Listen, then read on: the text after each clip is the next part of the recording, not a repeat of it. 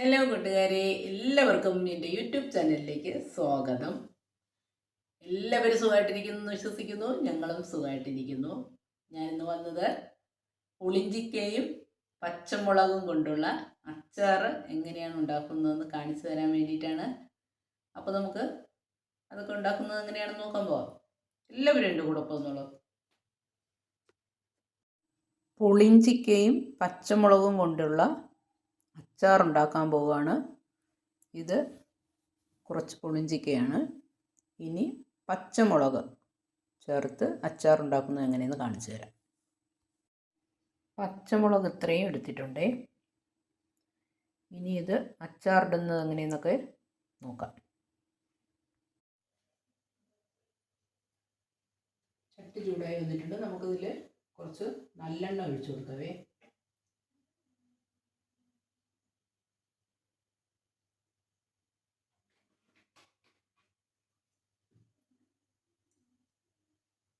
നല്ലെണ്ണ ചൂടായതിന് ശേഷം നമുക്ക് എടുത്തു വെച്ചിരിക്കുന്ന മുളക് ഇട്ട് കൊടുക്കാം. ഈ മുളക് ഇതിൻ്റെ ഈ ഒരറ്റം ഇല്ലേ, ഈ ഇവിടെ ഒന്ന് കീറിയിട്ട് വേണം എണ്ണയിലേക്ക് ഇട്ട് കൊടുക്കാൻ.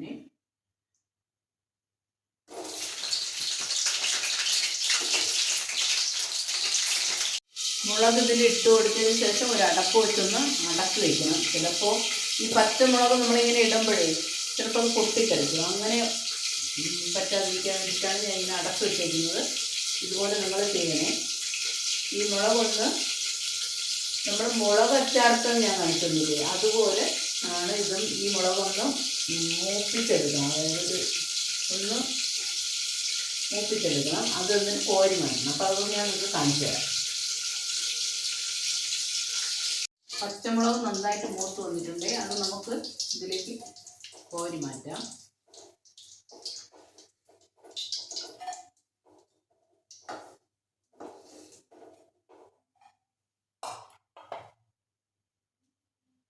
ഇനി ഇതിൽ നമുക്ക് കടുക് ഇട്ട് കൊടുക്കണം.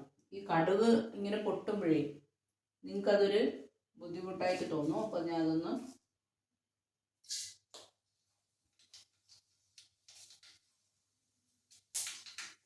കടുക് പൊട്ടിയതിന് ശേഷം കാണിച്ചത്. പൊട്ടി നമുക്കിനി എടുത്തു വെച്ചിരിക്കുന്ന വെളുത്തുള്ളി ഇട്ട് കൊടുക്കുക. ഇത്രയും വെളുത്തുള്ളി ഞാൻ എടുത്തിട്ടുണ്ട്. അതിട്ട് കൊടുക്കുക.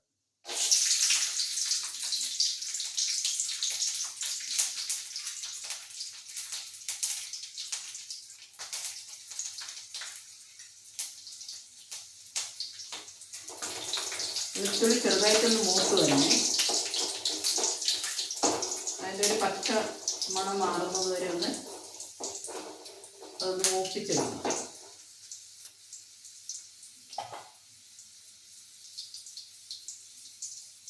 ഇനി നമുക്ക് കറിവേപ്പില ഇട്ട് കൊടുക്കാം.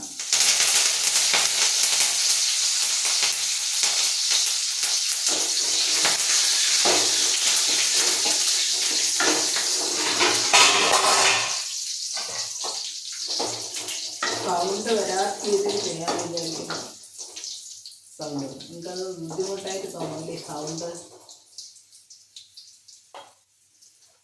ഇനി നമുക്കിത് ഈ പുളിഞ്ചിക്ക് ഞാൻ ഇതിഞ്ഞിട്ട് ഇങ്ങനെ ഉപ്പിട്ട് വെച്ചേക്കുമായിരുന്നേ.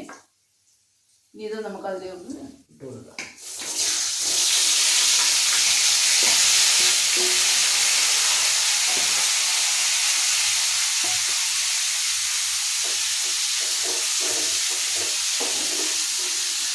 നല്ലപോലെ ഒന്ന് ഈ എണ്ണയിൽ ഇതൊന്ന് വഴണ്ട് വേണം.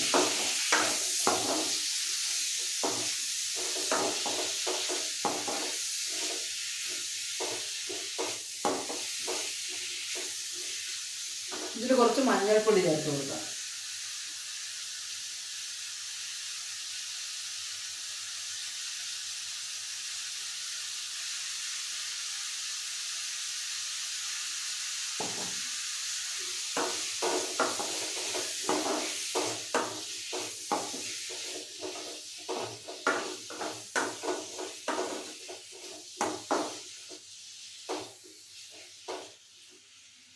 ഇത് ഈ വെളുത്തുള്ളിയും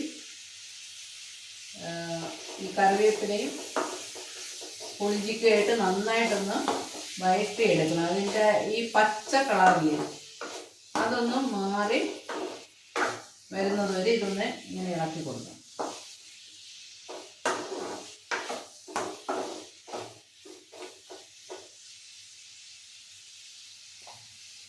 ഇതിൽ കുറച്ച് കായപ്പൊടി ചേർത്ത് കൊടുക്കണേ.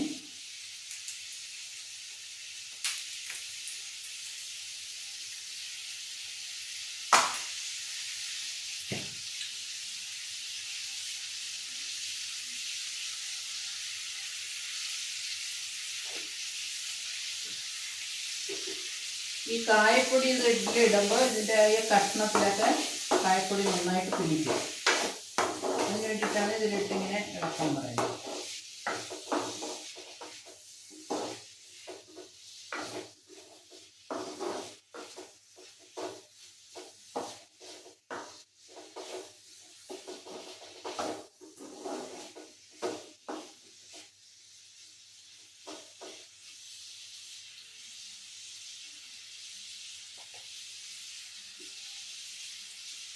ഈ പുളിഞ്ചിക്ക് അച്ചാർ നിങ്ങൾ ഇതുപോലെ ഉണ്ടാക്കി നോക്കണേ. ഇത് നല്ല ടേസ്റ്റുള്ളൊരു അച്ചാറാണ്. ഞാൻ ഉണ്ടാക്കിയിട്ട് ഇത് പറഞ്ഞു.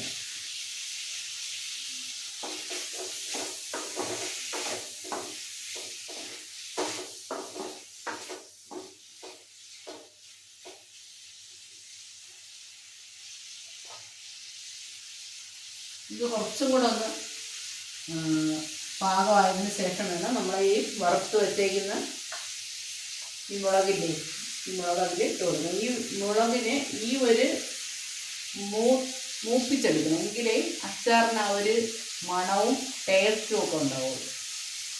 ഈ രീതിയിൽ എടുക്കണേ. ഇതുപോലെ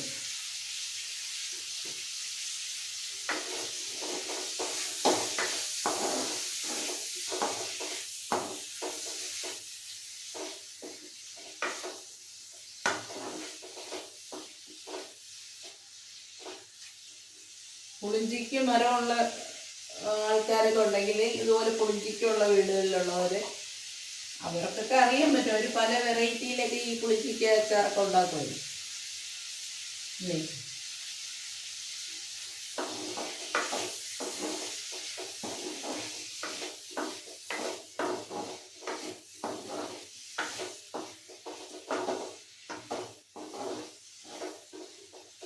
ഇങ്ങനെ ഇളക്കി കൊടുക്കുന്നത് എന്തെന്നറിയാം, എല്ലാ വശങ്ങളും ഒന്ന് ഇത് വെന്ത് വരാൻ വേണ്ടിയിട്ടാണ്.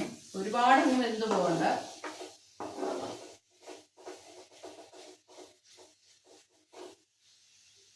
ഇനി നമുക്ക് ഈ മുളക് ഇട്ട് കൊടുക്കാം. വറുത്ത് വെച്ചേക്കുന്ന ഈ മുളകാണ് ഇതിട്ട് കൊടുക്കാം.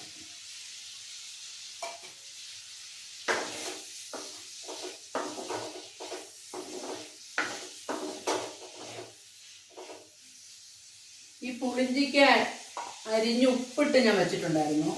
എന്നിട്ട് കുറച്ച് കഴിഞ്ഞിട്ടാണ് ഞാനിത് പാചകം ചെയ്യാൻ തുടങ്ങിയത്. അപ്പോൾ അത് ഞാനിങ്ങനെ ആ ഉപ്പ് വെള്ളം കണ്ടോ ഇങ്ങനെ ഊറ്റി മാറ്റി വെച്ചിട്ടുണ്ടേ. അതിൽ നിന്ന് കുറച്ച് വെച്ച് കൊടുക്കും.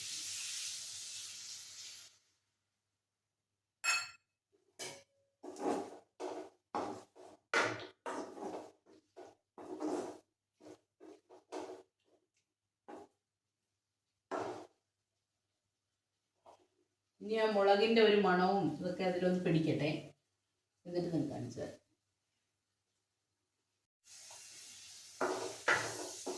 ഇത് നന്നായിട്ട് പാകമായി വന്നിട്ടുണ്ട്. ഇനി നമുക്കിതിൽ കുറച്ച് കാശ്മീരി മുളക് പൊടി ചേർത്ത് കൊടുക്കണേ. പിന്നെ നമ്മൾ പച്ചമുളക് നല്ല എരിവുള്ളതല്ലേ ചേർത്ത് കഴിയുന്നത്, അതുകൊണ്ടിട്ടാണ് കുറച്ച് കാശ്മീരി മുളക് പൊടി ഇട്ട് കൊടുക്കുക.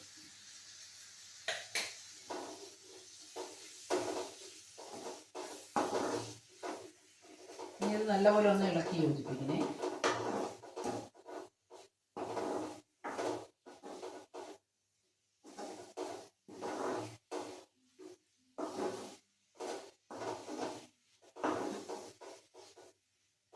ഈ മുളക് പൊടി ഇതിൽ നല്ലപോലെ മുളക് പൊടിയുടെ പച്ചമണം മാറിയതിന് ശേഷം നല്ലപോലെ എല്ലാ സൈഡും ഒന്ന് ഇളക്കി കൊടുക്കണം. അപ്പോഴേക്കും മുളക് പൊടിയുടെ പച്ചമണമൊക്കെ ഒന്ന് മാറി പാകമാകും. ഇനി നമുക്ക് ബാക്കി വന്നിരിക്കുന്ന ഈ നമ്മൾ പുളിഞ്ചിക്ക് അരിഞ്ഞപ്പോൾ ഉള്ള ആ ഉപ്പ് വെള്ളം ഇതല്ലേ ഊറ്റിയെടുത്തതാണ്. അപ്പോൾ അതും കൂടെ നമുക്ക് ഇതോട്ട് ഒഴിച്ചു.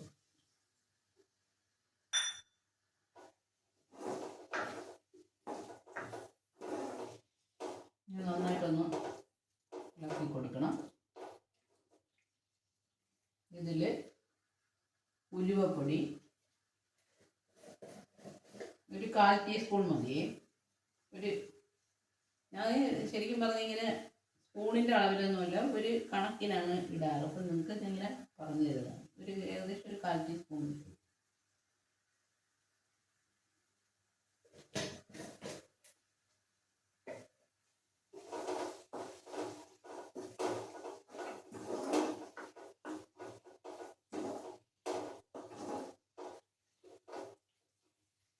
ഇതിൽ നമ്മൾ നേരത്തെ ഈ പുളിഞ്ചിക്കയിൽ കായപ്പൊടി ഇട്ടിട്ടുണ്ടായിരുന്നു. ഇനി ഒരു 1/4 ടീസ്പൂൺ കൂടെ ഇതിട്ട് കൊടുക്കണം. എങ്കിലേ ഒരു അച്ചാറിൻ്റെ ആ ഒരു കായത്തിൻ്റെ ആ മണവും ഇതെല്ലാം കിട്ടത്തുള്ളൂ.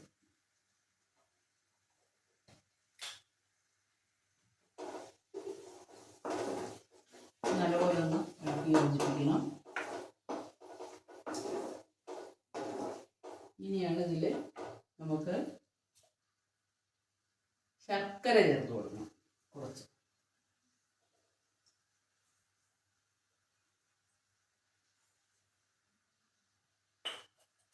ശർക്കരയുടെ കൂടെ ശർക്കര ഇട്ടൊന്ന് നന്നായിട്ടൊന്ന് ഇളക്കി യോജിപ്പിച്ചതിന് ശേഷം, ഞാൻ എപ്പോഴും നിങ്ങളോട് പറയാറില്ലേ, നമ്മുടെ ഈ കറികളൊക്കെ നല്ല ടേസ്റ്റ് വരുന്നതിന് ഒരു കാര്യം കൂടെ ഞാൻ ഇതിൽ ചേർക്കാറുണ്ടെന്ന്. എന്താണെന്നറിയോ? എൻ്റെ സ്നേഹവും കൂടെയാണ്. എൻ്റെ സ്നേഹവും കൂടെ ഞാൻ ഇതിൽ ചേർത്ത് ഇളക്കുകയാണ്. അപ്പോൾ ഈ കറി ഭയങ്കര ടേസ്റ്റായിരിക്കും.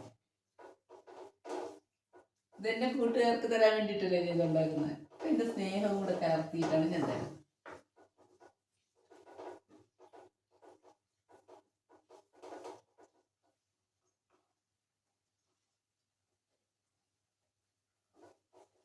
അപ്പോൾ നമ്മുടെ പുളിഞ്ചിക്കയും പച്ചമുളകും കൊണ്ടുള്ള അച്ചാർ ഇവിടെ റെഡി ആയിട്ടുണ്ട്. ഇത് നിങ്ങൾക്ക് ഞാൻ കാണിച്ചു തരാം. ഇത് കുറച്ചും കൂടെ ഒന്ന് റെഡി ചെയ്യുന്നതാണ് നിങ്ങൾക്ക് ഞാൻ കാണിച്ചു തരാം. നിങ്ങൾക്ക് കഴിക്കാനും തരാം. അപ്പോൾ നമ്മുടെ അച്ചാർ ഇവിടെ റെഡി ആയിട്ടുണ്ട്. കണ്ടോ? കാണാൻ പറ്റുന്നുണ്ടോ? ഇത് കണ്ടിട്ട് നിങ്ങൾക്ക് ഇഷ്ടപ്പെടുകയാണെങ്കിൽ നിങ്ങൾ മറ്റുള്ളവർക്കൊന്ന് ഷെയർ ചെയ്ത് കൊടുക്കൂ, സബ്സ്ക്രൈബ് ചെയ്യൂ, കമൻറ്റ് ചെയ്യൂ, ലൈക്ക് ചെയ്യൂ. ആ ബെൽ ബട്ടണും കൂടെ ഒന്ന് അടിക്കണേ. അപ്പോൾ ഞാൻ ഇതൊന്ന് ടേസ്റ്റ് ചെയ്ത് കാണിച്ചു തരാവേ. ചൂടുണ്ട്, ഇപ്പോൾ ഉണ്ടാക്കിയതേ ഉള്ളൂ, ചൂടുണ്ട്. എന്നാലും ഞാൻ ഒന്ന് നിങ്ങൾക്ക് ഇതിൻ്റെ ടേസ്റ്റ് പറഞ്ഞ് കാണിച്ചു തരണ്ടേ.